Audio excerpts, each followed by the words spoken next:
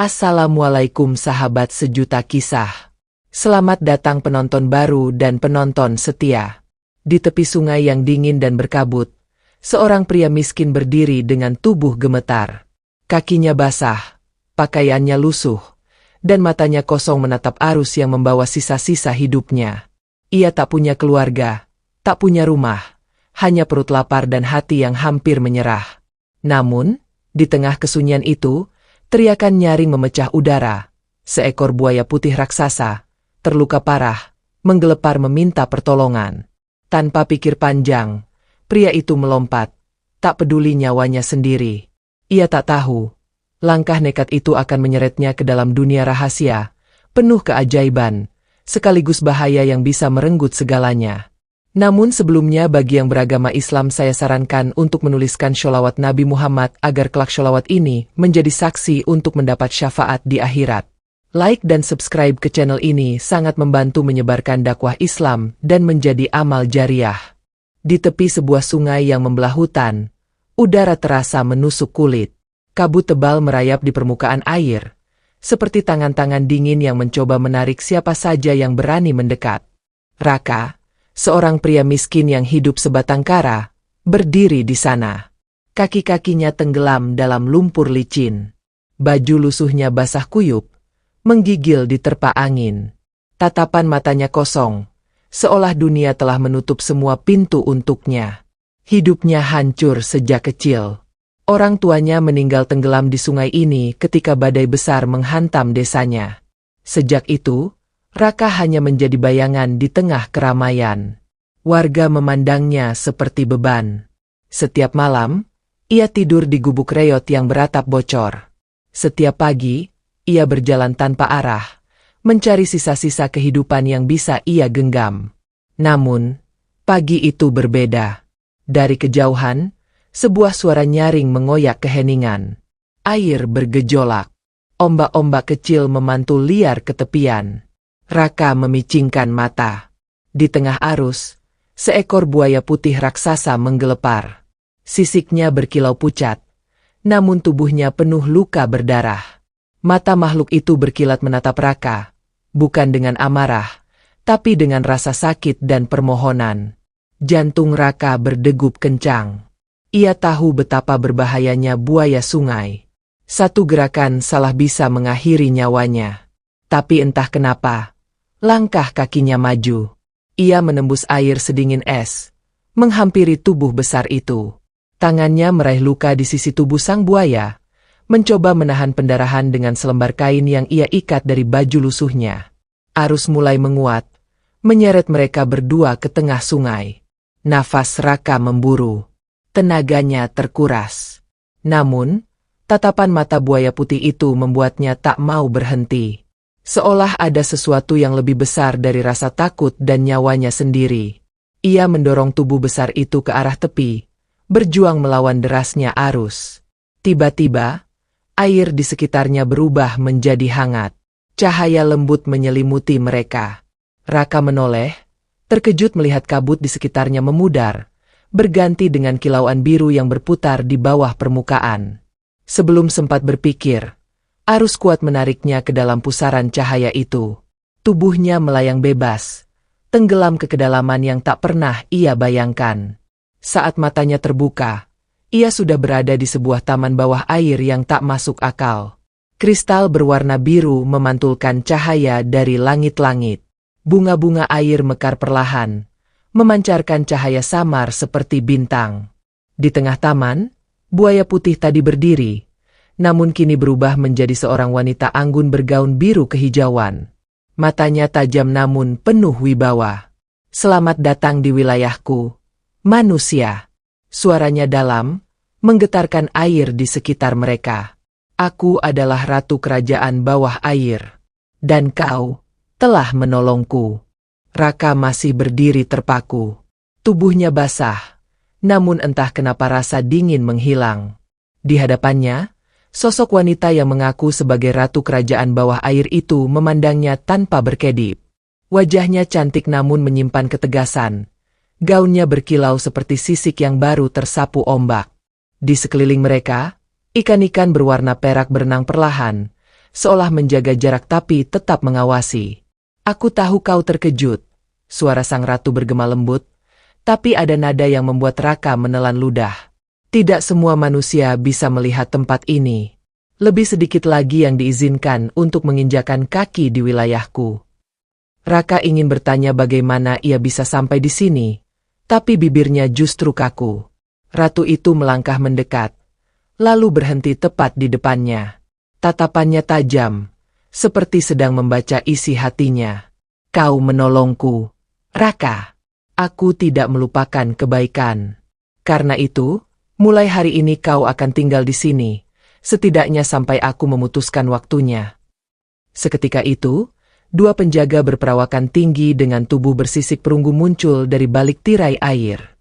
Mereka membawa tombak panjang dengan ujung kristal yang berpendar. Tanpa banyak bicara, mereka memberi isyarat agar Raka mengikutinya. Perjalanan menuju istana terasa seperti mimpi yang tidak masuk akal. Mereka melewati lorong-lorong air yang dibangun dari batu karang raksasa, dihiasi ukiran kuno berbentuk gelombang. Ada cahaya aneh yang memancar dari dinding, membuat bayangan ikan bergerak di lantai. Raka memperhatikan semuanya, tapi hatinya mulai resah. Setelah beberapa menit, lorong itu terbuka pada sebuah ruangan besar. Ruangan itu bagaikan aula kristal. Pilar-pilarnya tinggi menjulang, lantainya berlapis batu mulia yang berkilau setiap kali tersentuh arus air. Di tengahnya ada sebuah kolam berbentuk lingkaran dengan air hangat yang mengeluarkan uap tipis. Disinilah kau akan beristirahat, ujar salah satu penjaga dengan nada datar. Perintah ratu, kau akan diberi makanan, pakaian, dan pelatihan khusus. Raka hanya mengangguk, mencoba mencerna semua ini. Saat penjaga itu pergi, ia memperhatikan sudut-sudut ruangan. Ada pintu kecil di sebelah kiri yang mengarah ke ruang makan, dan di sisi lain terdapat tempat tidur dari anyaman rumput laut emas, halus dan hangat.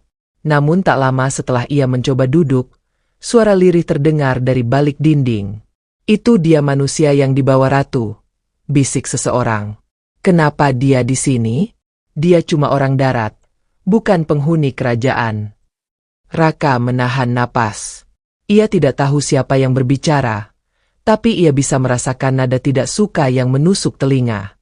Suara lain menyahut, mungkin ratu sedang kasihan, atau mungkin manusia itu punya sesuatu yang dia mau. Tawa kecil terdengar, kemudian langkah kaki menjauh. Malam itu, meski tubuhnya lelah, Raka sulit memejamkan mata. Ia teringat tatapan curiga dari para penghuni istana yang ia temui di perjalanan.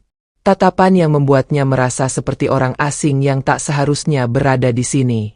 Keesokan paginya, ia dibangunkan oleh seorang pemuda sebaya bernama Sano. Tubuh Sano ramping, rambutnya hitam panjang terikat, dan mata coklatnya hangat. Kau Raka, kan? Aku diperintah ratu untuk membimbingmu berkeliling. Sano membawanya keluar dari ruang istirahat, melintasi taman bawah air yang indah. Bunga-bunga air bermekaran, memancarkan cahaya lembut. Beberapa ikan kecil melayang seperti kunang-kunang. Kau akan terbiasa, kata Sano sambil tersenyum. Aku juga dulu begitu, merasa seperti mimpi. Raka mencoba tersenyum, tapi pikirannya penuh keraguan. Sano, kenapa sebagian orang di sini tidak suka aku ada? Tanyanya pelan. Sano terdiam sejenak sebelum menjawab. Kerajaan ini punya aturan yang ketat sejak ratusan tahun. Masuknya seseorang dari luar, apalagi manusia, adalah hal yang mengganggu keseimbangan. Beberapa menganggapmu di sini hanya karena belas kasihan ratu. Raka menunduk. Kata-kata itu menekan dadanya, tapi ia mengingat kembali tatapan Ratu Buaya kemarin. Tatapan yang tak hanya berisi wibawa, tapi juga keyakinan. Hari-hari berikutnya, Raka menjalani pelatihan. Gurunya adalah seorang buaya tua bernama Siri, yang bisa berubah wujud menjadi manusia berjubah perak. Suaranya berat dan dalam, seperti arus sungai yang tenang namun kuat. Ilmu pertama yang harus kau kuasai adalah mendengar air, kata Siri pada pelajaran pertama. Air bukan benda mati, Raka. Ia hidup, ia berbicara, dan ia membawa pesan dari tempat jauh. Jika kau bisa mendengar bisikannya, kau bisa tahu apa yang terjadi bahkan di tempat yang tak kau jangkau. Pelatihan itu tidak mudah. Raka harus duduk bersila di atas permukaan air, diam, dan mencoba merasakan getaran yang mengalir di bawahnya. Awalnya ia hanya mendengar detak jantungnya sendiri, lalu suara napasnya yang berat. Namun hari demi hari, ia mulai merasakan sesuatu. Gumaman samar, seperti nyanyian jauh yang tak bisa ia pahami. Di sela pelatihan, kabar buruk mulai menyusup. Sano menceritakan bahwa perbatasan selatan kerajaan terguncang. Ada sesuatu yang mengusik wilayah itu. Beberapa prajurit kembali dengan luka parah, dan arus air membawa serpihan batu dari kuil kuno yang telah lama disegel. Suatu malam, Ratu memanggil Raka ke taman pribadinya. Ia duduk di singgasana batu berlumut, dikelilingi ikan-ikan kecil yang memancarkan cahaya seperti bintang. "Raka, aku ingin tahu apakah kau menyesal datang ke sini?" tanya Ratu dengan suara yang lebih lembut dari biasanya. Raka menggeleng. "Aku tidak menyesal, Yang Mulia. Tapi aku belum tahu apakah aku pantas berada di sini." Ratu menatapnya dalam-dalam. "Ketulusanmu sudah membuktikan segalanya. Tapi niat baik saja tidak cukup. Dunia ini tidak selalu damai. Kau harus kuat, dan kau harus belajar, karena takdir besar mungkin menantimu." Dari balik bebatuan, seekor ikan besar muncul dengan luka menganga di sisinya. "Ini akibat pertempuran di perbatasan selatan," ujar Ratu. "Aku mencium bau kegelapan lama yang kembali merangkak. Dan kau, Raka, mungkin akan menjadi bagian dari perlawanan ini." Kata-kata itu menggema di kepala Raka saat ia kembali ke kamarnya malam itu. Ia menatap pantulan wajahnya di air jernih mangkuk emas. Dulu, ia hanya pria miskin yang hidup dari belas kasihan. Kini, ia berada di tengah dunia yang tidak pernah ia impikan. Dan di lubuk hatinya, sebuah suara kecil berbisik, "Ini baru awal." Beberapa hari kemudian, Raka dibawa ke gerbang batu besar yang ditumbuhi ganggang bercahaya. Ratu berdiri di sisinya, kini dalam wujud manusia anggun bergaun biru kehijauan. "Di balik gerbang ini tinggal para penjaga lautan," ucapnya. "Merekalah pelindung keseimbangan dan batas wilayah kami. Mereka akan mengujimu, bukan karena membencimu, tapi karena mereka ingin tahu seberapa kuat hatimu." Gerbang batu itu perlahan terbuka.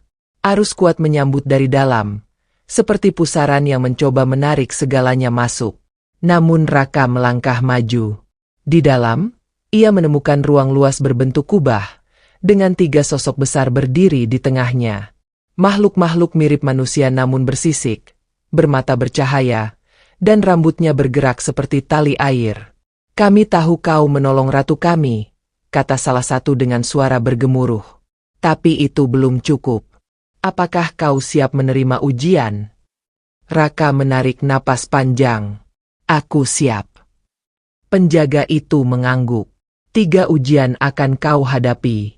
Ujian hati, ujian keberanian, dan ujian pengorbanan. Lulus ketiganya, maka kau akan menjadi bagian dari dunia ini. Raka menggenggam tangannya erat. Ia tahu, setelah malam ini, hidupnya tidak akan pernah sama lagi. Arus hangat berputar pelan ketika Raka berdiri di pusat kubah. Dinding batu memantulkan cahaya kebiruan, seperti nafas laut yang menenangkan namun menyimpan rahasia. 3 penjaga lautan mengelilinginya dengan jarak yang sama. Mata mereka menyala lembut, tidak marah, tetapi juga tidak ramah. Suara gemuruh halus datang dari atas, seakan ribuan tetes air jatuh serempak lalu lenyap sebelum menyentuh lantai. "Ujian pertama," ujar penjaga yang berdiri di timur. Suaranya dalam, menggetarkan dada. "Ujian hati." Cahaya di kubah meredup. Hembusan dingin menyelinap dari celah dinding. Raka merasa tanah di bawah kakinya bergeser. Tiba-tiba seluruh ruangan berubah. Pilar batu memudar, berganti hamparan tanah keras yang retak oleh kemarau. Bau jerami busuk menyengat hidung. Di kejauhan tampak gubuk reot dengan atap seng berkarat. Gubuk itu ia kenal. Tempat ia pernah menunggu malam tanpa api, menelan air asin untuk menipu perut yang kosong. Raka menahan napas. Langkahnya ragu ketika mendekat. Di depan gubuk, seorang anak kurus berdiri tanpa alas kaki, memeluk perutnya yang kempis. Mata anak itu memantulkan langit pudar. Raka tahu siapa dia. Dirinya sendiri. Raka kecil yang dulu dibiarkan sendiri oleh dunia. Suara sandal berderit mengiris udara.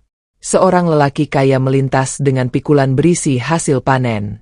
Beras putih tumpah dari karung yang tidak diikat rapi. Lelaki itu menunduk sebentar. Lalu bukannya mengambil, ia menendang butiran beras ke tanah, menertawakannya seperti permainan. Di ujung jalan, dua tetua desa berdiri, berbicara pelan sambil melirik jijik ke arah Raka kecil. Mereka pura-pura tidak melihat. Tubuh Raka panas. Ada sesuatu bergerak di dalam dadanya, bukan hanya ingatan, tetapi juga rasa yang bangun kembali. Malam ketika ia mengetuk pintu mencari sisa makanan, hanya untuk diusir dengan kata yang menusuk telinga. Hari ketika hujan deras turun, namun ia tetap berjalan menggendong karung kosong, berharap menemukan keajaiban di ujung jalan. Raka, suara tanpa wujud mengalun dari langit kering. Lirih, namun jelas. Jika kau bisa membalas, apakah kau akan membalas? Raka memejamkan mata. Di hadapannya, lelaki kaya itu tergelincir. Karungnya pecah. Beras menyebar seperti salju rapuh menutupi tanah retak. Raka kecil menatap.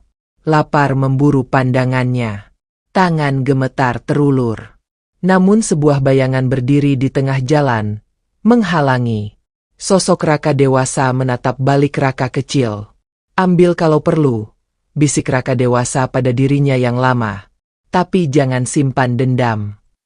Pemandangan bergeser. Lelaki kaya berbalik, menatap Raka dewasa. Mata lelaki itu kini basah. Garis wajahnya menyusut. Di punggungnya menempel beban gelap, seperti simpul arus kotor. Raka tahu, di balik tawa dan tendangan beras, lelaki ini memikul rasa takut kehilangan. Ia menimbun lebih karena ia tidak percaya pada esok. Ia melukai lebih dulu agar tidak dilukai. Raka menunduk. Dadanya ringan, namun matanya panas. Ia melangkah mendekat, membantu mengikat karung yang robek dengan sobekan bajunya sendiri. Lelaki kaya itu menatap terkejut, lalu menunduk. Raka berbisik, "Aku lapar. Tapi aku tidak ingin jadi orang yang sama seperti luka yang menimpaku. Aku akan memaafkan." Di tepi jalan, dua tetua desa yang dulu memalingkan wajah mendadak limbung. Punggung mereka membungkuk lebih dalam. Mata mereka berkabut. Dalam kabut itu Raka melihat jelas. Ketakutan yang membatu menjadi keyakinan salah. Tak ada satupun dari mereka yang berani mengulurkan tangan saat ia kecil. Bukan karena benci, melainkan karena takut berbeda. Raka menghela napas panjang. Ia menatap Raka kecil yang masih memeluk perut. "Maafkan dunia yang tidak tahu bagaimana harus mencintaimu," bisiknya. "Mari kita tumbuh tanpa menjadikan sakit ini racun untuk orang lain." Angin kering tiba-tiba berubah hangat. Tanah retak merapat. Kabut di udara mengkilap. Pemandangan pun retak seperti kaca bening lalu lenyap, menyisakan kubah batu berpendar biru. Tiga penjaga berdiri tepat di tempat semula. Mata mereka lebih terang dari sebelumnya. "Hatimu memilih jalan yang sulit," ujar penjaga di timur. "Kau melampaui keinginan membalas dan menaruh kepercayaan pada kebajikan yang tidak menuntut balas. Ujian hati, lulus." Raka menunduk. Bukan karena ingin dipuji, tetapi karena dadanya terasa lega. Luka lama tidak hilang, namun tidak lagi memerintah. Ia merasa seperti air yang baru disaring. Jernih, tetapi tetap mengalir. Penjaga kedua melangkah setapak. Dari telapak tangannya mengalir cahaya yang ditarik menjadi garis tipis di lantai, lalu membentuk lingkaran mengitarinya. Ujian kedua menunggu. Namun ingat, ujian di depan tidak hanya menakut-nakuti tubuh, tetapi juga menohok keyakinan. Jika hatimu goyah, arus akan menelammu. Raka mengangguk. Ia mengatur napas, merasakan dunia di sekelilingnya mengembang dan menyempit seperti dada yang menghirup udara. Di kejauhan, samar, ia mendengar riak yang berbeda. Tidak lagi seperti nyanyian lembut air taman istana, melainkan desis panjang yang menusuk telinga. Cahaya di kubah menetes, seolah langit tipis sedang bocor. Lantai berubah menjadi kabut yang bergulung. Suara geraman merayap dari balik asap. Raka menajamkan pandang, tapi kabut memainkan jarak. Kadang dekat, kadang seperti jauh di ceruk lain. Dari sela kabut, dua mata menyala merah. Besar, dingin, nyalang. Tubuh raksasa muncul perlahan, bersisik basah dengan kilau pekat. Ular air. Lehernya tegang. Taringnya memercik bisa yang memutihkan kabut di sekitarnya. Raka merasakan lututnya melemah. Telapak tangan lembab. Ia ingat tepi sungai pada malam kelam, ketika kilat menyambar pohon, dan suara sesuatu yang besar menyibak air. Ia bukan pahlawan pada malam itu. Ia lari. Ia bersembunyi di bawah akar beringin, menggigil sampai fajar. Kenangan itu datang tanpa diundang, menggulung dengan hebat. Ular melingkar, siap menerkam. Kabut menggumpal menjadi dinding, menutup semua rute. Tidak ada tongkat, tidak ada senjata. Hanya nafas yang berat dan jantung yang memukul tulang rusuk. Keberanian bukan meniadakan takut. Raka menggumam pada dirinya sendiri. Suaranya serak, namun ia memaksa kata-kata itu menjadi jangkar. Keberanian adalah melangkah meski takut masih berdiri di sampingmu. Ia maju setapak. Ular mengangkat kepala, mulutnya menganga. Angin dingin keluar dari rongga itu, membawa bau besi dan rawa busuk. Mata Raka berair, bukan oleh tangis, melainkan oleh sengatan yang menusuk. Ia ingat pelajaran Siri, mendengar air, mencari bisikannya bahkan ketika permukaan bergolak. Raka menutup setengah matanya, bernapas perlahan. Di tengah derit kabut dan geraman ular, ada satu alunan lain yang lebih lembut, tipis, hampir tidak ada. Namun ia mengejarnya seperti mengejar seutas benang yang akan putus jika tidak segera diraih. Benang itu menuntun telapak kakinya. Ia memindahkan berat badan, tidak menantang, namun juga tidak mundur. Ia menari sedikit, pendek, mengikuti ritme aliran di lantai kubah. Ular menerjang. Raka memutar badan setengah lingkar. Rahang raksasa itu menyambar udara. Air tidak melawan batu dengan keras kepala, desis Raka. Air mencari celah. Ia mengelak lagi. Sekali. Dua kali. Ular menubruk kabut dan kehilangan arah sepersekian detik. Pada celah itu, Raka menatap mata merahnya. Bukan untuk menaklukkan, tetapi untuk mengakui ketakutannya sendiri. Aku takut, ucapnya lirih, namun mantap. Tapi aku memilih tetap berdiri. Detik itu juga, sesuatu yang tak terlihat patah di udara. Ular menghentikan serangan, tubuhnya bergelombang, sisik berkilau memudar. Ia mengangkat kepala setinggi pilar, lalu meleleh pelan menjadi aliran jernih yang menyatu kembali dengan lantai kubah. Kabut meretak dan tersedot ke pusaran kecil, lenyap tanpa suara. Penjaga kedua menundukkan kepala. Kau tidak menaklukkan musuh. Kau menaklukkan keputusanmu untuk tidak lari. Ujian keberanian. Lulus. Raka mengusap kening yang basah. Tangannya gemetar kecil. Bukan karena takut yang belum hilang, melainkan karena lega yang datang terlambat. Ia menghela napas panjang, membiarkan udara dingin masuk dan keluar. Namun kubah belum selesai berbicara. Penjaga ketiga maju. Wajahnya lebih lembut, tetapi aura di sekitarnya berat seperti dasar jurang. Ujian terakhir, katanya. Ujian pengorbanan. Lantai bergema sekali. Seluruh kubah turun beberapa jengkal, seperti perahu yang tiba-tiba dihantam ombak. Ruangan berubah menjadi tepi jurang air bawah. Di bawahnya, pusaran raksasa berputar, memuntahkan suara yang menelan bunyi lain. Dinding berkilau memantulkan kilat yang datang dari entah mana. Di seberang jurang, Raka melihat Sano. Tangan sahabatnya terikat pada pilar batu yang rapuh. Kakinya nyaris tergelincir. Air liar menyeret talinya sedikit demi sedikit.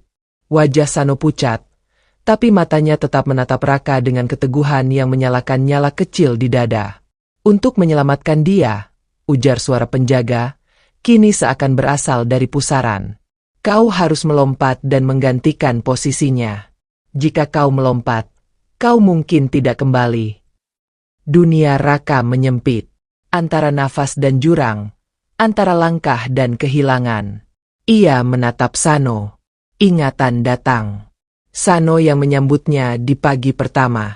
Senyumnya yang tidak dibuat-buat. Suara yang menawarkan peta saat semua orang menawarkan kecurigaan. Raka. Suara Sano pecah oleh angin. Jangan bodoh. Cari cara lain. Raka tahu kadang tidak ada cara lain. Ada saat ketika pilihan terbaik bukan yang paling cerdas di atas kertas, tetapi yang paling jujur di dalam dada. Ia menatap jurang. Pusaran itu seperti mulut malam. Namun di balik hitamnya, Raka bisa merasakan sesuatu yang lain. Getar kecil yang tidak ingin memakan hidup, hanya meminta ketulusan sebagai kunci. Langkah Raka mantap. Kakinya menjejak tepi. Ia tidak berpidato. Ia tidak menunggu tanda.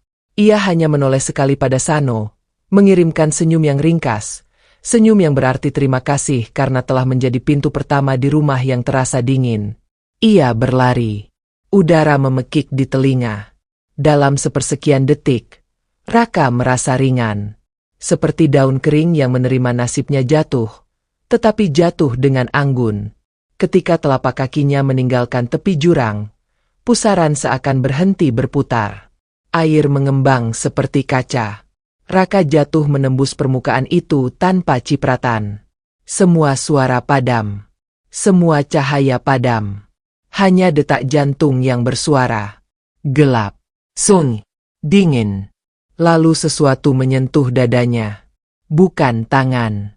Bukan arus. Lebih dekat dari keduanya. Suara kecil seperti doa yang pernah ia dengar ketika seorang ibu tua di desa menggumamkan sholawat di tepi sungai sehabis maghrib.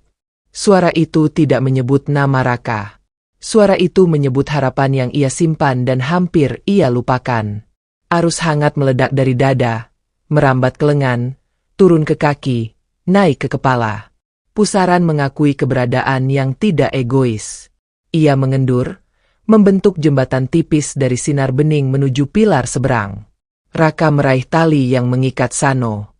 Tali itu melepas dengan sekali sentak. Sano terdorong ke tepi aman. Raka merasakan tubuhnya tertahan di atas jembatan air yang bergetar. Ia menatap ke bawah. Jurang memanggil, namun tidak lagi mengancam. Bukan karena menjadi jinak, melainkan karena Raka telah menukar sesuatu. Ia menggenggam angin sejenak, lalu menutup mata. Ketika membuka mata, kubah kembali. Pusaran lenyap. Jurang lenyap. Sano berdiri di sebelahnya, tak lagi terikat. 3 penjaga berada di hadapan mereka. Pengorbanan tidak selalu berarti mati, kata penjaga ketiga.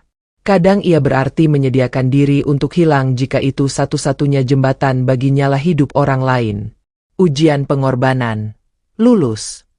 Raka tidak menjawab. Ia hanya menatap Sano. Sahabatnya mengangguk. Mata berkaca. Tidak ada pelukan. Tidak ada pamer syukur.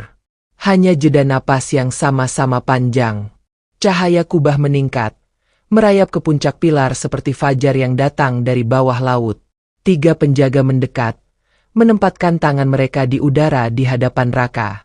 3 kilau bertemu di tengah, membentuk segel kecil sebesar koin.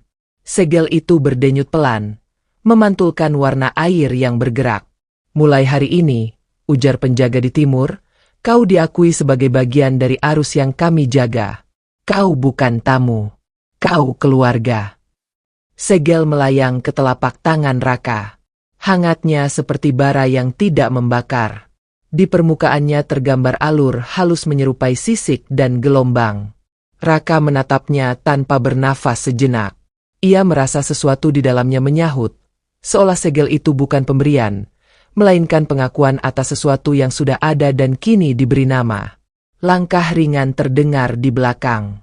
Sosok anggun mendekat, menyibak sinar.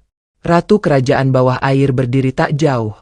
Gaunnya berayun seperti riak yang baru saja menyentuh pantai. Pandangannya menenangkan, namun ada garis kekhawatiran yang tipis di keningnya. Kau telah melalui pintu yang tidak banyak manusia sanggup tempuh, ucap Ratu. Istana akan menyapamu berbeda mulai hari ini. Tapi di tepi selatan, sesuatu yang lama sedang menggeser batu tua. Raka merasakan udara di kubah menegang setitik. Sano melirik ke arah utara, lalu ke arah Raka. Mereka sama-sama tahu, kata-kata Ratu tidak pernah berdiri sendiri. Ratu mengangkat tangan. Di atas telapak tangannya, bola air berpendar menampilkan bayangan arus yang menghitam. Di sela aliran, serpihan batu bertuliskan ukiran kuno berputar. Ada retakan seperti senyum getir yang merayap di wajah masa. Ini baru awal, kata Ratu, nyaris berbisik. Dan awal yang baik selalu memanggil ujian berikut. Raka menggenggam segel di tangannya lebih erat. Di dadanya, air yang baru ia pelajari untuk didengar berdetak pelan. Bukan dengan suara, dengan tekad. Di sekelilingnya, kubah berkilau seakan tahu bahwa aliran yang tadi tenang sebentar lagi akan menjadi deras. Ia menatap Sano. Sano mengangguk pendek. Arus di bawah lantai bergerak. Pintu batu yang ditumbuhi ganggang bercahaya terbuka selembar. Angin dingin dari selatan menyusup, membawa bau belerang samar dan janji malam yang lebih panjang dari biasanya. Raka melangkah setengah, lalu berhenti. Ia menoleh sekali ke arah tempat ia memulai. Taman kecil, kolam hangat, kursi anyaman rumput laut emas, semua terasa jauh namun tidak asing. Ia menarik napas, melangkah lagi, dan kubah pun mengantar mereka ke gelap yang menunggu dengan mata terbuka. Langkah Raka dan Sano bergema di lorong batu yang membentang dari kubah ujian menuju koridor utama istana. Cahaya dari ganggang bercahaya di dinding bergerak seperti napas, redup lalu terang, seolah mengikuti detak hati mereka. Suara arus jauh terdengar berat, bukan lagi musik lembut bawah air, melainkan gema yang membawa kabar buruk. Di ujung lorong, Ratu sudah menunggu di aula besar yang beratap kristal biru. Di sekelilingnya, para penjaga elit berbaris, tombak mereka menancap di lantai seperti akar karang. Beberapa penasihat tua berbisik di sudut, wajah mereka tegang. Saat Raka mendekat, Ratu mengangkat bola air di telapak tangannya. Bola itu berputar, menampilkan bayangan sebuah perbatasan karang yang terguncang hebat. Arus hitam merayap dari celah besar di dasar perbatasan, seperti asap pekat yang keluar dari luka terbuka. Batu-batu karang berjatuhan, ikan-ikan besar melarikan diri, dan di kejauhan terdengar raungan rendah yang membuat bulu kuduk Raka berdiri. Retakan di kuil kuno semakin besar, suara Ratu berat, namun terkendali. Ini tempat penyegelan Raja Aru ratusan tahun lalu. Segel pertama telah runtuh, dan sesuatu telah terlepas. Sano menyipitkan mata. Makhluk bayangan. Ratu mengangguk. Salah satunya telah terlihat di hulu arus selatan. Tidak sebesar Aru, tapi cukup kuat untuk menghancurkan gerbang karang jika dibiarkan. Aku mengutus kalian, Raka dan Sano, untuk menyelidiki dan melaporkan setiap tanda bahaya. Jika mungkin, hentikan sebelum menyentuh wilayah pemukiman. Raka menatap bola air itu. Ia melihat sekilas sosok bersisik hitam, matanya merah menyala seperti bara api di dasar laut. Aura yang keluar dari makhluk itu membuat napasnya sesak, meski ia tahu itu hanya bayangan. Kami siap, Paduka, ujar Raka, suaranya mantap walau tangannya dingin. Ratu memberi isyarat. Dua penjaga maju membawa perlengkapan, pakaian pelindung dari sisik naga air yang hangat namun ringan, tongkat cahaya yang mampu memotong kegelapan, dan perisai alga yang dapat memantulkan serangan energi. Sano membantu Raka mengenakan pakaian itu. Bahan sisik naga air terasa aneh di kulitnya. Licin seperti sutra tapi kuat seperti baja. Perjalanan dimulai dari gerbang selatan istana. Lorong-lorong air membentang seperti akar pohon raksasa, menghubungkan pusat kerajaan dengan wilayah luar.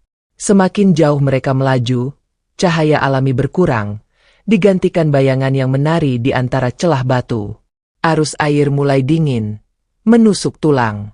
Raka melirik ke Sano. "Kau pernah ke sini?" Sano menggeleng. "Tidak sedekat ini. Perbatasan selatan selalu dijaga ketat. Bahkan penghuni kerajaan tidak boleh sembarangan lewat." Di satu tikungan, lorong karang terbuka pada pemandangan luas yang membuat Raka terdiam. Hamparan jurang raksasa terbentang di depan mereka. Dindingnya dipenuhi karang mati dan kerangka kapal karam. Dari dasar jurang, arus hitam mengepul pelan, berputar seperti uap dari perapian purba. Di sanalah kuilnya. Sano menunjuk ke sebuah bangunan raksasa di dasar jurang. Dindingnya dihiasi ukiran kuno berbentuk gelombang dan sisik buaya. Namun kini, retakan besar membelah pintu masuknya. Simbol segel di atas pintu, pola sisik buaya yang mengikat lingkaran air, pecah di bagian tengah. Raka berenang mendekat. Ia menelusuri ukiran itu dengan ujung jarinya. Dingin. Mati. Di celah retakan, aliran energi gelap merembes keluar, membuat air di sekitarnya terasa lebih berat. "Ada yang membangunkannya," gumam Raka. Sebelum Sano sempat menjawab, raungan berat terdengar dari dalam kuil. Dari celah retakan, sosok raksasa keluar. Bersisik hitam legam, matanya merah menyala, tubuhnya berotot dengan cakar panjang. Ia bergerak cepat, memecah air seperti tombak, langsung mengarah pada mereka. "Mundur!" teriak Sano sambil mengangkat perisai alga. Kilatan cahaya memantul dari perisai, memukul mundur makhluk itu beberapa meter. Raka mengangkat tongkat cahayanya, mengarahkannya ke mata makhluk itu. Cahaya biru menyilaukan meledak, membuat makhluk itu meraung marah. Makhluk itu berputar, lalu melesat ke arah yang lebih gelap. Raka bernapas cepat, matanya masih menyipit menatap arah larinya. "Kita harus lapor pada ratu sekarang," ucap Raka. "Ini bukan retakan biasa. Makhluk ini keluar dengan kekuatan penuh." Perjalanan pulang terasa lebih cepat, tapi ketegangan di dada Raka tak berkurang. Sesampainya di istana, mereka menemukan ratu menunggu di aula dengan beberapa penasihat. Raka menceritakan semua yang ia lihat, termasuk bentuk dan kekuatan makhluk itu. "Itu salah satu bayangan Aru," ujar seorang penasihat tua. "Mereka adalah pasukan kegelapan Raja Aru, disegel bersamanya. Jika satu sudah bebas, yang lain bisa menyusul." Ratu menatap Raka. "Kita harus memperkuat segel utama. Untuk itu, kau harus mempelajari mantra penutup yang digunakan para leluhur." Raka menelan ludah. "Aku belum pernah belajar mantra tingkat tinggi, Paduka." Ratu tersenyum tipis. "Itulah sebabnya aku akan mengirimmu ke satu-satunya yang bisa mengajarimu, Paman Lurus. Ia tinggal di Goa Matahari Tenggelam, di perbatasan barat. Dia saksi hidup penyegelan Raja Aru." Nama itu terdengar berat, seperti memanggil angin dari masa lalu. Sano menatap Raka, dan dari matanya jelas bahwa perjalanan ke barat tidak akan lebih mudah dari perbatasan selatan. Namun Raka hanya mengangguk. "Katakan jalannya, Paduka. Aku akan berangkat." Arus barat selalu dikenal sebagai jalur yang jarang dilalui, bukan hanya karena jauh, tapi juga karena suasananya yang kelam dan misterius. Raka dan Sano memulai perjalanan mereka saat matahari di permukaan dunia mulai condong ke barat. Dari dalam air, cahaya keemasan itu menembus permukaan, pecah menjadi ribuan serpihan cahaya yang menari di antara ganggang laut. Perlengkapan mereka sederhana.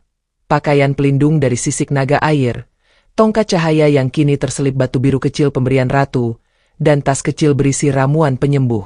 Sano memimpin di depan, berenang melewati lorong karang yang semakin sempit. "Goa Matahari Tenggelam terletak di balik tebing karang barat," kata Sano tanpa menoleh. "Arus di sana kuat, bahkan bisa menyeret ikan paus. Kita harus hati-hati." Semakin jauh mereka melaju, Cahaya alami mulai memudar. Air di sekeliling berubah kehijauan, lalu perlahan menjadi biru tua yang dingin. Raka bisa merasakan tekanannya di telinga, semakin berat setiap meter yang mereka turuni. Dinding karang dipenuhi ukiran alami yang aneh, bentuk spiral, mata yang mengintip, dan gelombang yang membeku. Di satu tikungan, lorong terbuka pada pemandangan yang membuat Raka terdiam. Goa matahari tenggelam berdiri di depan mereka. Mulut goa raksasa dengan 2 patung buaya emas setinggi rumah. Separuh tubuhnya tertutup lumpur dan lumut. Mata patung itu kosong, namun entah bagaimana tetap terasa mengawasi. Inilah tempatnya, ucap Sano pelan. Paman Lurus tinggal di dalam. Dia tidak suka keramaian, dan dia tidak sembarang menerima tamu. Tapi kalau ratu yang memintanya, Sano tak melanjutkan kalimatnya. Mereka berenang masuk. Begitu melewati pintu goa, suasana berubah drastis. Air menjadi lebih hangat, seperti dialiri arus dari sumber panas bumi. Cahaya keemasan memancar dari retakan di dinding, menyoroti ukiran-ukiran kuno yang tampak hidup, gelombang yang bergerak, buaya yang berkedip, dan matahari yang seolah benar-benar berputar. Di tengah ruangan utama, duduk seorang kakek tua. Rambut dan janggutnya panjang, melayang-layang di air, nyaris menyentuh lantai. Kulitnya pucat dengan sisik samar di beberapa bagian. Mata itu bening seperti mutiara, menatap tajam meski tubuhnya terlihat rapuh. Sudah lama, gumamnya tanpa menoleh. Suaranya dalam, bergetar seperti gema gua. Tidak ada yang cukup berani mengganggu tidur air tua. Raka maju, membungkuk hormat. Namaku Raka. Ratu Kerajaan Bawah Air mengutusku untuk belajar mantra penutup. Bayangan Aru telah bebas. Kami butuh bantuanmu. Kakek itu, Paman Lurus, perlahan berdiri. Tangannya memegang tongkat panjang dari cangkang kerang yang memantulkan cahaya keemasan. Ia mendekati Raka, mengitari tubuhnya, seperti menilai sesuatu yang tidak kasat mata. Aku tahu siapa kau, katanya akhirnya. Kau adalah benih perubahan. Tapi benih pun harus ditempa sebelum bisa menjadi pohon kuat yang menahan badai. Paman Lurus mengetuk lantai dengan tongkatnya. Sebuah lingkaran cahaya terbentuk di sekitar Raka. Masuklah. Biarkan aku melihat isi hatimu. Raka melangkah ke dalam lingkaran. Seketika tubuhnya terasa seperti terbenam dalam arus deras. Bukan arus luar, tapi arus dari dalam dirinya. Bayangan-bayangan masa lalunya muncul. Malam ia kelaparan sendirian, ejekan warga desa, tatapan sinis di istana. Namun di antara bayangan itu, muncul wajah-wajah yang memberi cahaya. Sano yang tersenyum, ratu yang mempercayainya, dan momen ketika ia memilih memaafkan daripada membalas dendam. Paman Lurus mengangguk pelan. Hatimu terluka, tapi tetap bersinar. Itu cukup. Aku akan mengajarimu. Hari-hari berikutnya di Goa Matahari tenggelam penuh latihan berat. Raka belajar membaca bahasa leluhur yang terukir di dinding goa, menggambar segel air di udara, dan mengikatnya dengan cahaya hati. Setiap simbol terasa hidup. Jika hatinya goyah, simbol itu pecah menjadi serpihan arus. Segel bukan hanya mantra, kata Paman Lurus suatu sore. Ia adalah niat air yang berpadu dengan cahaya hati. Jika hatimu kotor atau ragu, segel akan runtuh, dan kegelapan akan masuk. Awalnya, Raka gagal berulang kali. Segel yang ia bentuk selalu retak sebelum selesai. Tangannya gemetar, keringat dingin mengalir di punggungnya.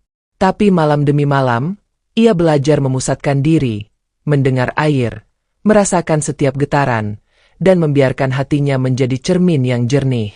Hingga akhirnya, pada suatu malam, segel air sempurna terbentuk di udara. Bentuknya bulat seperti matahari, berdenyut perlahan dengan cahaya biru lembut. Sano yang menyaksikan di sudut ruangan tersenyum lebar. Kau melakukannya, Raka. Raka menghela napas lega. Tapi Paman Lurus hanya memandangnya dengan mata tajam. Itu cukup untuk menahan satu bayangan. Tapi ingat, mereka tidak akan datang sendirian. Seolah membenarkan kata-kata itu, dinding goa bergetar. Ganggang bercahaya meredup. Ikan-ikan kecil berlarian keluar. Paman lurus menatap ke arah pintu goa. Wajahnya tegang. Bayangan Aru bergerak cepat. Mereka bukan hanya ingin bebas, tapi ingin merebut air suci kerajaan. Ia berjalan ke arah Raka, menyerahkan sebuah batu kecil bersinar biru. Ini inti arus suci. Jika segelmu retak, pegang batu ini dan pikirkan semua yang ingin kau lindungi. Air akan datang padamu. Tak ada waktu untuk berterima kasih. Raka dan Sano bergegas meninggalkan goa. Mereka baru saja keluar dari mulut goa matahari tenggelam ketika seekor makhluk aneh muncul dari celah batu. Tubuhnya tinggi kurus, kulitnya seperti lumpur basah, matanya gelap. Manusia, desisnya. Kau tak seharusnya berada di sini. Makhluk itu melesat. Raka mengangkat tongkatnya. Sano melompat ke depan dengan perisai. Serangan itu memantul, memberi Raka waktu untuk melantunkan mantra segel. Simbol-simbol air menyala di udara, mengelilingi makhluk itu, lalu mengikatnya dalam pusaran air yang mengeras menjadi bola kristal. Makhluk itu meraung sebelum lenyap dalam semburan cahaya. Sano terengah. Itu luar biasa. Raka, kau benar-benar menguasainya. Raka menggenggam batu biru erat. Dan ini baru permulaan. Mereka berdua melaju cepat ke istana, tak menyadari bahwa ancaman yang menunggu di gerbang utara jauh lebih besar daripada yang mereka bayangkan. Langit air di atas kerajaan Arus Putih mulai menggelap, bukan karena malam, tapi karena sesuatu yang merayap dari kejauhan. Awan hitam terbentuk di permukaan, perlahan menyusup ke kedalaman. Lonceng peringatan berdentang 3 kali. Dalam sejarah kerajaan, suara itu hanya pernah terdengar 2 kali, dan keduanya di saat bahaya besar datang dari luar. Raka dan Sano baru saja tiba kembali di istana ketika seorang utusan berenang cepat ke arah mereka. Wajahnya pucat, matanya membelalak. Gerbang utara diserang. Serunya. Bayangan Aru menyerbu dari bawah lembah karang. Ratu memanggil kalian segera ke aula utama. Tanpa bertanya, Raka dan Sano mengikuti utusan itu. Nafas mereka berat. Dada terasa sempit. Sesampainya di aula, Ratu Buaya sudah berdiri di tengah lingkaran penjaga elit dan penasihat tertua. Di tangannya, sebuah bola air berpendar menampilkan bayangan pertempuran. Terlihat sosok-sosok tinggi berlapis lendir hitam, mata mereka menyala merah, bergerak cepat menembus gerbang batu karang. Para penjaga buaya bertahan, tapi jumlah musuh terus bertambah. Kita tidak pernah menduga mereka akan menyerang secepat ini, suara ratu dalam dan bergetar. Segel pertahanan telah runtuh sebagian. Kita perlu bantuan dari dalam. Ia menoleh pada Raka.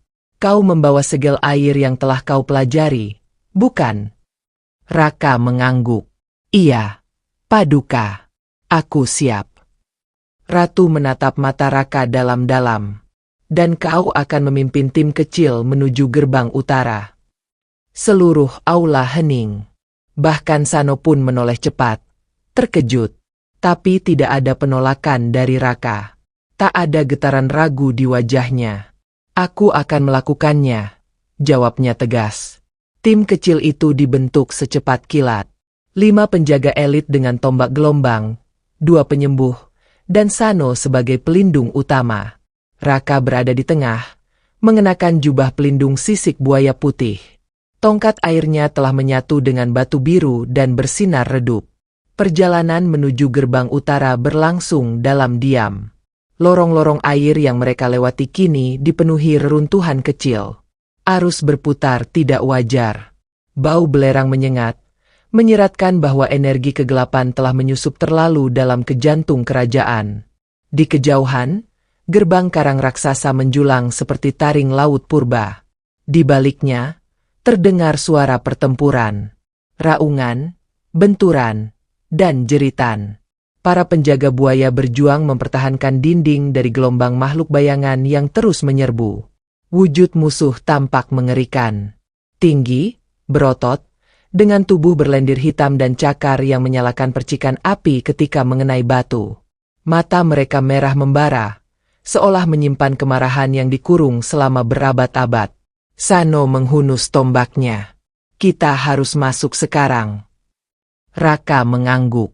Ia menutup matanya, mengangkat tongkat cahayanya, dan mulai melantunkan mantra. Simbol air muncul mengelilinginya, melayang seperti lingkaran pelindung yang berputar. Segel air penahan bayangan, aktif.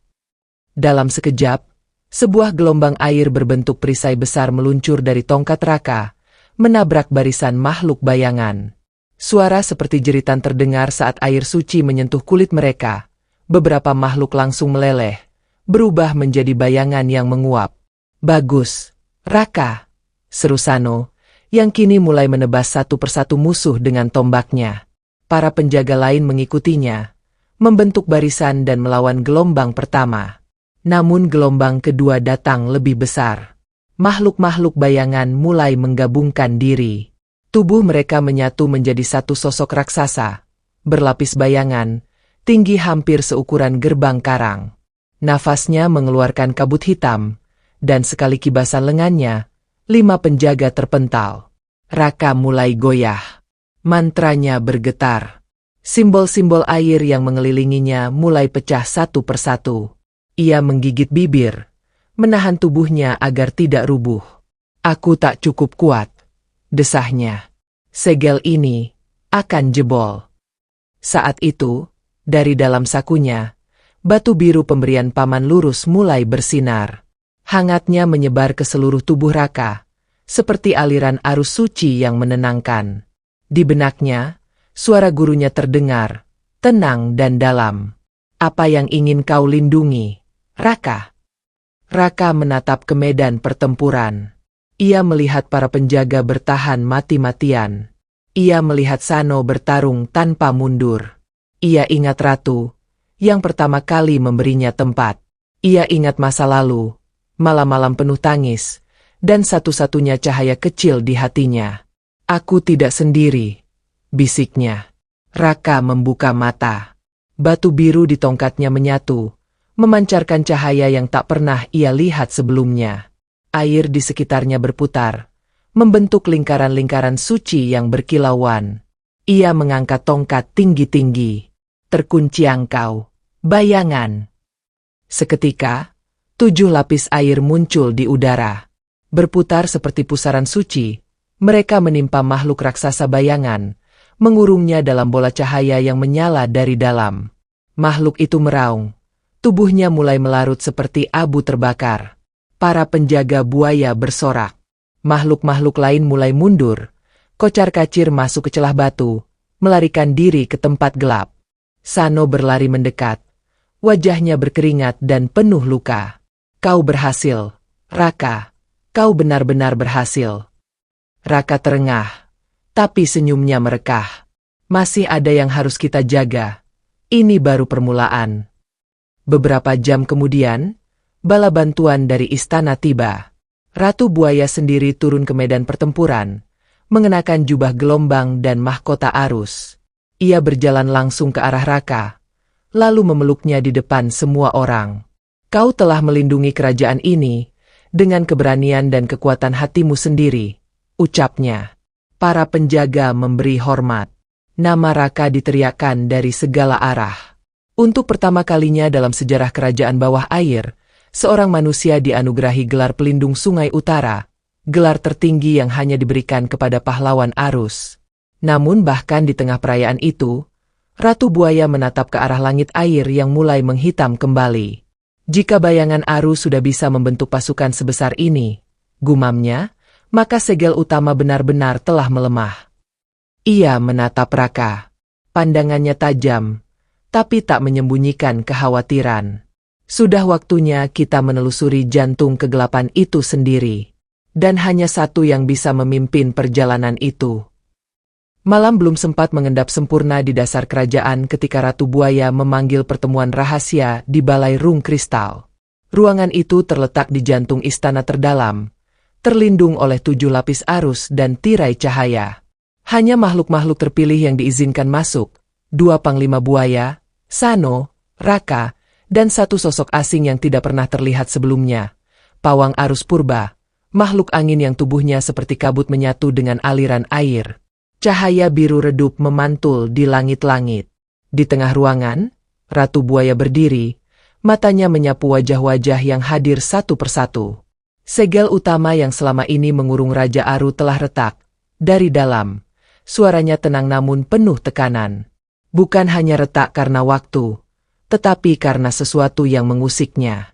Jika dibiarkan, kegelapan akan bangkit sepenuhnya. Bukan hanya mengancam kerajaan ini, tapi seluruh dunia bawah dan daratan. Pawang arus purba mengangkat tangannya. Kabut yang mengelilingi tubuhnya berputar dan membentuk peta cahaya di udara. Peta itu menggambarkan sebuah danau raksasa yang bertingkat-tingkat dengan 3 lapisan utama. Lapisan kabut, lapisan terkunci, dan lapisan bayangan. Di tengahnya, jantung kegelapan berdenyut seperti luka yang belum sembuh. Satu-satunya jalan menuju retakan utama adalah melalui danau 3 lapisan ini, bisik sang pawang. Tapi tidak sembarang makhluk bisa menembus batasnya. Tubuh harus cukup kuat, dan jiwa harus menyatu dengan arus suci. Semua mata berpaling ke satu arah, ke arah Raka. Kau satu-satunya yang bisa masuk ke sana, Raka, kata Ratu Buaya, tatapannya dalam. Tubuhmu manusia, tapi hatimu telah menyatu dengan arus. Batu biru pemberian Paman Lurus telah membuka jalan bagimu. Raka menatap peta cahaya itu. Garis-garis rumit seperti jaring laba-laba, penuh liku dan celah sempit, menyelimuti danau itu. Ia menarik napas. Aku akan melakukannya. Tapi aku tak bisa sendiri. Ratu tersenyum tipis. Kau tidak akan sendiri. Sano akan ikut, dan satu makhluk air pilihan, Rulun, penjelajah arus dalam. Rulun muncul dari bayang-bayang ruangan. Tubuhnya ramping, kulitnya seperti sisik perak yang menyerap cahaya. Ia menunduk hormat. Aku pernah menjelajah sampai dasar lembah tertelan. Aku akan menuntun kalian, selama nyawa masih ada. Esoknya, mereka bertiga bersiap. Raka mengenakan jubah baru dari sisik buaya putih, hadiah langsung dari ratu. Di punggungnya, tongkat air menyatu dengan batu biru, memancarkan cahaya tenang setiap kali disentuh.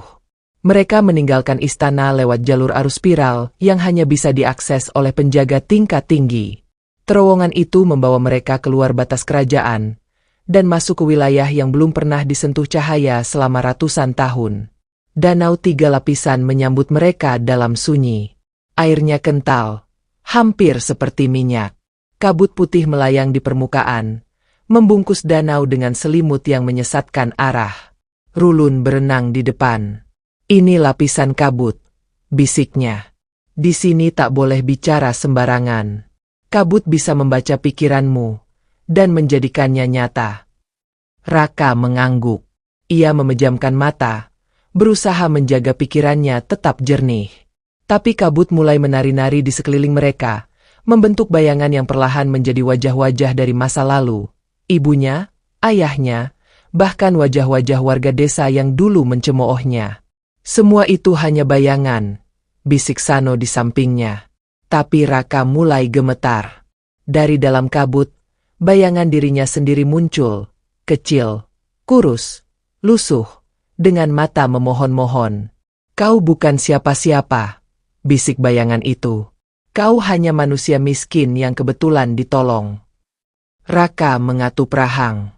Tangannya menggenggam tongkat. Lalu ia mengingat suara ratu. Wajah Sano, sentuhan batu biru. Ia mengangkat tongkatnya dan memutar pusaran kecil di udara. Arus pembersih, desisnya. Kabut pun tersedot ke dalam pusaran, dan jalan menuju lapisan kedua terbuka. Lapisan terkunci berupa lorong-lorong batu panjang dengan segel tua di setiap sisi. Beberapa segel tampak bergetar, seolah menahan sesuatu yang kuat di baliknya. Di balik segel ini tinggal roh-roh yang dihukum karena mengkhianati arus, jelas Rulun. Jangan menyentuh apapun. Mereka melangkah pelan. Namun ketika melewati sebuah lorong sempit, salah satu segel retak. Dari dalamnya, melesat keluar makhluk bertubuh lumpur, bersayap dari arus hitam. Ia menyusup cepat ke tubuh Raka. Tubuh Raka mendadak menggeliat. Matanya berubah kelam. Dari mulutnya keluar suara asing. Aku adalah rasa bencimu. Aku adalah ketakutan yang ingin kau kubur. Sano panik. Raka, lawan. Itu bukan dirimu. Tapi tubuh Raka terangkat, dikelilingi pusaran gelap. Di tengah kehampaan itu, suara kecil muncul, suara lembut Ratu Buaya, senyum Sano, dan doa kecil yang dulu pernah ia dengar dari seorang ibu tua di tepi sungai. Raka berteriak dari dalam. Aku bukan kalian. Aku adalah diriku sendiri. Batu biru bersinar. Cahaya meledak dari dadanya. Makhluk hitam itu terlempar keluar dan terbakar. Lorong pun tenang kembali. Raka terduduk lemas. Sano memeluknya. Kau kembali. Itu yang penting. Akhirnya mereka mencapai lapisan bayangan. Disinilah, air menjadi sangat dingin. Cahaya lenyap. Nafas pun berat. Satu-satunya penerangan datang dari tongkat Raka yang memancarkan sinar biru pucat. Di ujung lorong, berdiri sosok besar. Tubuhnya gelap. Matanya menyala merah. 6 lengannya menjulur dari punggung. Ia tidak bicara dengan suara, tapi pikirannya menyusup langsung ke benak mereka. Selamat datang, penantang retakan. Sano menghunus tombaknya. Rulun menyiapkan perisainya. Tapi Raka melangkah maju. Aku tidak datang untuk bertarung. Aku datang untuk memperbaiki segel. Makhluk itu menunduk pelan. Kalau begitu, jawab pertanyaanku. Siapa dirimu tanpa rasa sakitmu? Raka terdiam. Pertanyaan itu menusuk. Ia mengingat semua penderitaan. Kelaparan, hinaan, kesepian. Tapi ia juga mengingat apa yang membuatnya tetap berjalan. Aku adalah pilihan yang kuambil. Aku bukan hanya korban. Aku adalah harapan, keberanian, dan cinta dari mereka yang mempercayaiku. Makhluk itu tak bicara lagi. Ia membelah dirinya dan membuka jalan. Di ujung lorong, jantung kegelapan berdenyut. Di sekitarnya, pilar-pilar segel leluhur mulai retak. Cahaya hitam dari pusat pusaran menyedot segala energi. Raka tahu, waktu mereka hampir habis. Ia menatap batu biru di tongkatnya. Aku akan menyegel kembali ini, bahkan jika harus menyerahkan sebagian jiwaku. Dan langkahnya pun mulai maju. Lorong terakhir menuju pusat retakan perlahan berubah dari batu menjadi kristal hitam yang berkilau. Setiap langkah Raka, Sano, dan Rulun bergema, memantul dalam gema sunyi yang tak bersahabat. Suara air hilang. Bahkan gelembung pun tak muncul. Mereka tiba di sebuah ruang raksasa, sebuah kubah bawah laut yang tak dijangkau cahaya biasa. Di tengahnya, pusaran cahaya gelap berdenyut, seolah bernapas. Denyut itu tidak seperti detak jantung makhluk hidup, melainkan seperti panggilan dari sesuatu yang tertidur lama dan kini terbangun. Ini inti dari kegelapan itu, bisik Rulun. Di sekeliling pusaran berdiri pilar-pilar kristal raksasa. Di atasnya terukir ukiran leluhur, tanda air, gelombang, sisik buaya, dan cahaya. Tapi kini, ukiran itu retak.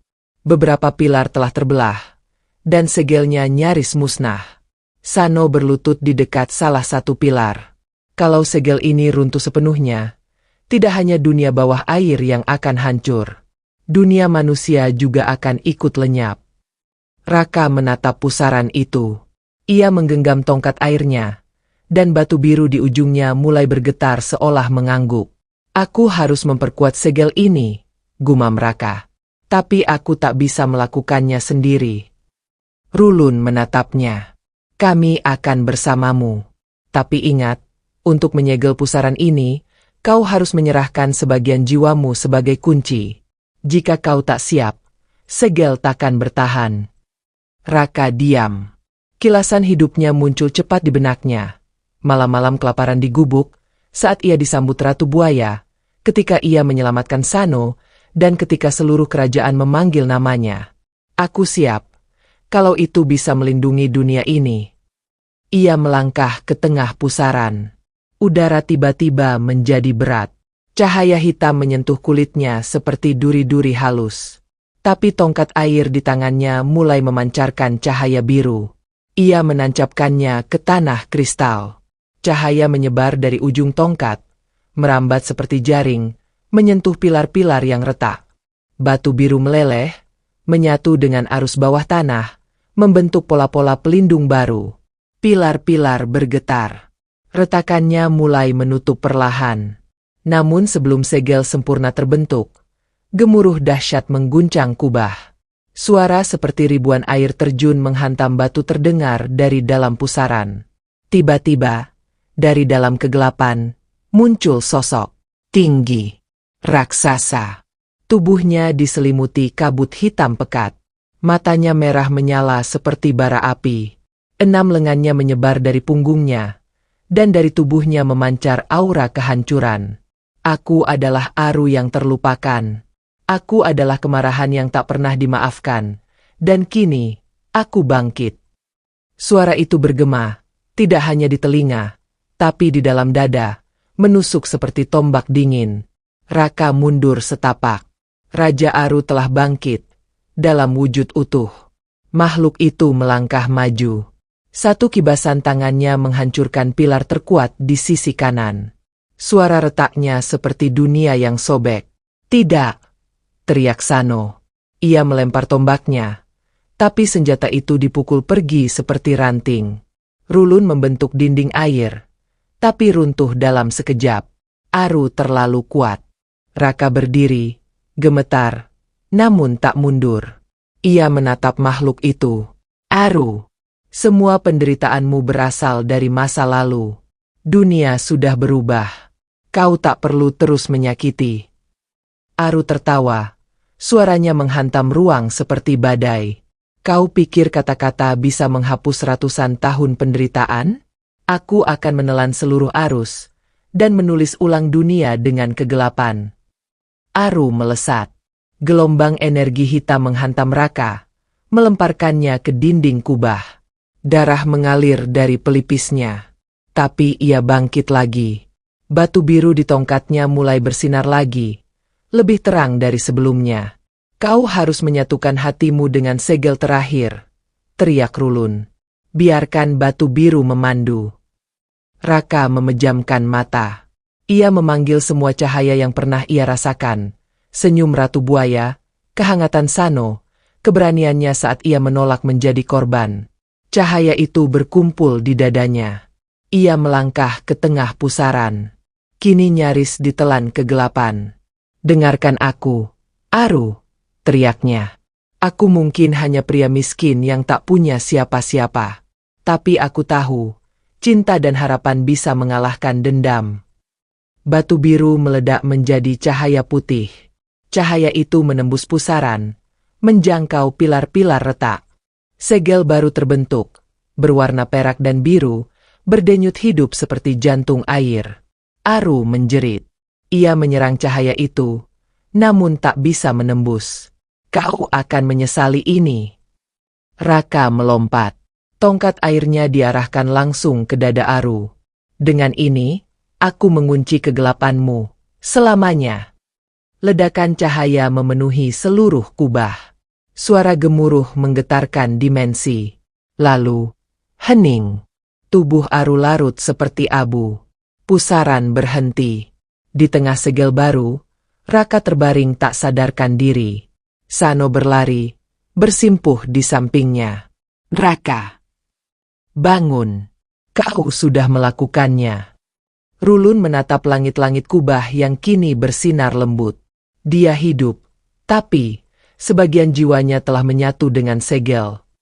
Raka membuka mata perlahan. Aku masih di sini, bisiknya. Sano tersenyum penuh air mata. Kau berhasil. Raka mengangguk pelan. Aku hanya ingin dunia tetap aman. Rulun membantu mengangkat tubuhnya. Ayo, waktunya pulang. Dunia menunggumu. Beberapa hari kemudian, Kerajaan Arus Putih menggelar upacara besar. Seluruh penjuru kerajaan berkumpul untuk memberi penghormatan kepada sang penyelamat. Ratu Buaya duduk di singgasana, mengenakan mahkota berbentuk arus. Saat Raka berjalan ke hadapannya, seluruh kerajaan hening. "Anakku," ucap Ratu, suaranya lembut tapi penuh wibawa. "Kau telah menyeimbangkan dunia.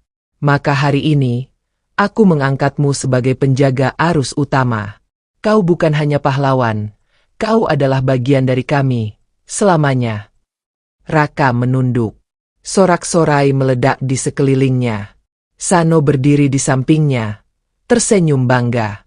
Raka menatap langit air di atas mereka. Dalam hatinya, ia tahu, kisahnya belum usai. Tapi untuk saat ini, damai telah kembali. Dan ia bukan lagi pria miskin tanpa arah. Ia adalah Raka, penjaga cahaya, penakluk kegelapan, pahlawan dari dua dunia. Langit di atas Sungai Serayu tak pernah terasa sebiru ini. Arusnya tenang, gemercik airnya mengalun pelan, seolah ikut bernyanyi menyambut kembalinya Raka ke dunia manusia. Di tepi sungai, rerumputan bergoyang lembut, disinari mentari sore yang menembus sela daun. Tak seorang pun tahu bahwa dari bawah aliran air yang tampak biasa itu, telah muncul kembali seorang pemuda yang tak lagi sama. Raka berdiri di tepi batu besar, mengenakan jubah biru laut yang dianugerahkan oleh Ratu Buaya, meski kini terlihat seperti mantel tua yang pudar jika dilihat oleh mata manusia biasa. Di tangannya, tongkat air telah berubah, sederhana, seperti tongkat bambu, namun di dalamnya masih bersinar nyala batu biru, tersembunyi dari mata kasar. Sano muncul di belakangnya, membawa sebuah tas kecil dan senyuman yang tidak berubah sejak mereka pertama kali bertemu. "Kau yakin ingin kembali ke desa lama itu?" tanya Sano pelan. "Kau bisa hidup di kerajaan. Di sana, kau dihormati, dicintai." Raka menatap ke arah Cakrawala. "Justru karena itu, aku ingin tahu, apakah dunia yang dulu membuangku bisa berubah? Atau setidaknya, aku bisa tunjukkan bahwa mereka salah." Sano mengangguk pelan. "Aku akan menunggumu di batas arus. Kalau kau butuh bantuan, kau tahu caranya memanggilku." Raka tersenyum. "Terima kasih, Sano. Kau bukan hanya sahabat, tapi saudaraku." Setelah perpisahan singkat itu, Raka berjalan kaki menyusuri pematang sawah yang pernah menjadi jalurnya mencari air bersih. Jalan kecil itu masih sama, berlumpur di beberapa bagian, dipenuhi suara serangga dan aroma tanah basah. Namun ada sesuatu yang berbeda di dalam diri Raka. Langkahnya tak lagi ragu, punggungnya tegak, dan pandangannya lurus ke depan. Sesampainya di desa, mata-mata mulai menoleh. Beberapa orang menghentikan langkahnya. Itu, bukan anak miskin yang dulu tidur di dekat kandang ayam itu," bisik seorang ibu sambil menunjuk dari balik pintu warung. "Bukannya dia udah minggat ke kota? Katanya jadi pemulung. Lihat bajunya, kayak jubah sulap." Raka tak menghiraukan bisik-bisik itu. Ia terus melangkah, hingga tiba di depan rumah tua milik Pak Rusman, tetangganya yang dulu paling galak. Di depan rumah itu, berdiri seorang pemuda dengan pakaian bagus, rambut disisir rapi. Wajahnya tak asing. Dimas, anak Pak Rusman yang dulu sering mengejeknya. Dimas menyipitkan mata. "Kau, Raka?" "Iya," jawab Raka tenang. Dimas tertawa mengejek. "Kau balik ke sini? Setelah semua yang kau tinggalkan? Mau apa? Minta belas kasihan?" Raka hanya menatapnya. "Aku datang bukan untuk meminta, tapi untuk memberi." Dimas bingung. "Memberi apa?" "Ceramah." Raka menatap ke langit. Awan perlahan menggulung, tapi hanya di atas rumah itu. Angin berputar pelan. Daun-daun mulai menari. Warga mulai keluar rumah, menyaksikan fenomena aneh itu. Raka mengangkat tongkatnya perlahan. Tak ada yang mencolok. Namun tanah di depan rumah Pak Rusman yang kering dan retak, tiba-tiba berubah. Air muncul dari dalam tanah, jernih, segar, memancar seperti mata air suci. Semua orang terdiam. Dimas mundur, terpana. "Aku tak butuh kalian percaya," ucap Raka dengan suara rendah tapi kuat. "Tapi ketahuilah, selama dunia ini ada, Allah selalu memberi kesempatan kedua, bahkan untuk orang sepertiku." Seseorang di kerumunan berbisik, "Dia bukan Raka yang dulu." Iya, wajahnya sama, tapi matanya seperti bukan manusia biasa. Hari-hari berikutnya, kabar tentang mata air ajaib menyebar ke seluruh desa. Warga mulai datang untuk mengambil air itu. Beberapa diam-diam mendoakan Raka. Beberapa masih ragu, tapi tak lagi mengusirnya. Raka tinggal di pondok kecil dekat sungai, tempat ia dulu sering menangis sendiri. Kini, tempat itu menjadi titik awal bagi perubahan yang lebih besar.